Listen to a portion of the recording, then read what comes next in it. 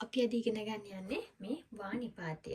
වානිපාතය ඕනෑම වාක්‍යයක මාතෘකාව. නැත්නම් මේන් නාමපදය.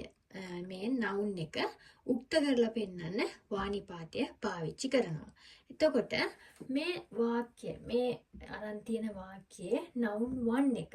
ඒ කියන්නේ පළවෙනි නාමපදය සහ දෙවෙනි නාමපදය යෙදෙනවා. subject, object, verb.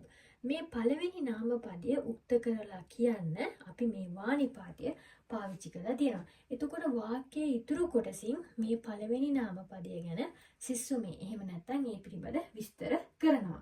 එතකොට මේ වානිපාතය ඕනෑම වාක්‍යයක වචනයක පිටිපස්සෙන් යෙදලා තියෙනවා නම් ඊට ඉස්සරහින් තියෙන වචනය ගැන තමයි මේන්ව ඒ කියන්නේ ප්‍රධාන විදියට ඒ වාක්‍යය කතා කරන්නේ. රෙයි එකක් උදාහරණයක් අරගෙන තියෙනවා මම වතශිවා මිරා දෙස්. වතශිවා මිරා දෙස් කියන එකේ සිංහල තේරුම මොකද්ද? මම මිරා වේ. ඇත්තටම මේ වා අක්ෂරය හිරගනා හෝඩියේ හා විදිහට තමයි අපි ලියන්නේ. නමුත් මේක වාක්‍යයක නිපාතයක් විදිහට පාවිච්චි කරනකොට අපි මේකට වා ශබ්දය තමයි පාවිච්චි කරන්නේ.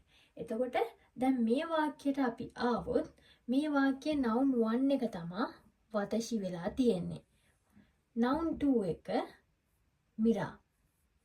එතකොට පළවෙනි noun එක වතශි මම උක්ත කරලා පෙන්නන්න මේ වානිපාතය එකතු කරලා තියෙනවා. එතකොට මේ වාක්‍යයේ පළවෙනි ටොපික් එක එහෙම නැත්නම් ප්‍රධාන මාතෘකාව වෙන්නේ වතශි. ඒ හින්දා අපි ඒක උක්ත කරලා කියන්නේ මේ වානිපාතය ඊට පිටිපස්සෙන් යොදලා තියෙනවා. තව උදාහරණයක් මම ලියන්නම්. මේකම අනිත් පැත්තට. මිරා.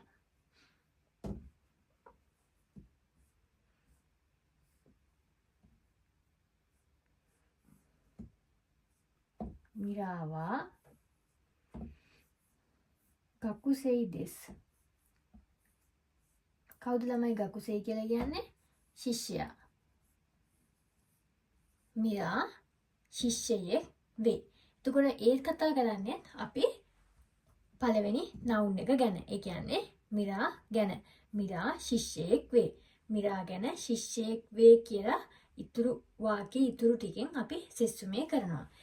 මේ විදිහට ඕනෑම වාක්‍යයක අපි වානිපාතයේ යෙදෙනවා නම් ඊට ඉස්සරහින් තියෙන වචනය ගැන වාක්‍යයෙන් සෙස්සුමේ කරනවා. එතකොට අපි වාක්‍යයක් ලියද්දී කිසියම් මාතෘකාවක් නැත්නම් මේන්ව මොකක් හරි නාමපදයක් ගැන විස්තර කරලා ලියන්න ඕන නම් නාමපදයේ පිටිපස්සේ අපි වා භාවිතා කරනවා.